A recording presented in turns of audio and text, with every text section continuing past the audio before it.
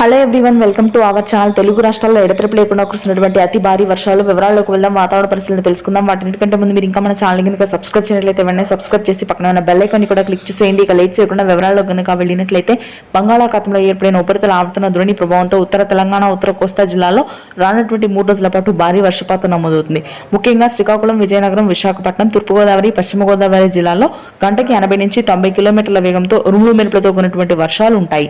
రాజమండ్రి, కాకినాడ, పోలవరం, బొబ్బిలి, అమలాపురం, తుని, ఆ తర్వాత అరకు, పాడేరు, లంబసింగి, సీతమ్మధార, టెక్కలి, విశాఖ ఏజెన్సీ ప్రాంతాలు, సింహాచలం ప్రాంతాల్లో భారీ వర్షపాతం నమోదవుతుందని వాతావరణ కేంద్రం వెల్లడించింది. ఇక ఆదిలాబాద్, ఆసిఫాబాద్, నిజామాబాద్, నల్గొండ, వికారాబాద్, జగిత్యాల, ఖమ్మం, భద్రాద్రి, కొత్తగూడెం, సిరిసిల్ల ప్రాంతాల్లో కూడా రానున్నటువంటి 4 రోజుల పాటు అత్యధికంగా వర్షాలు నమోదు కానున్నాయి.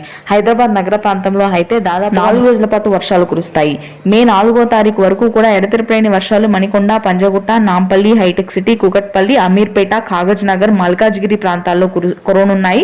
ఎల్బీ నగర్, వనస్థలిపురం, గట్కేసర్, ఆదిబట్ల, ఉప్పల్, బోడుప్పల్, రామన్నగూడ, తురక్యాంజల్, అంబర్పేట ప్రాంతాల్లో కూడా తేలికపాటి వర్షపాతం నమోదవుతుంది. రాయలసీమ, దక్షిణ ప్రాంతాల్లో మాత్రం పొడి వాతావరణం కొనసాగుతుంది. మధ్యాంధ్రలో తేలికపాటి వర్షాలు ఉంటాయి. Thanks for watching.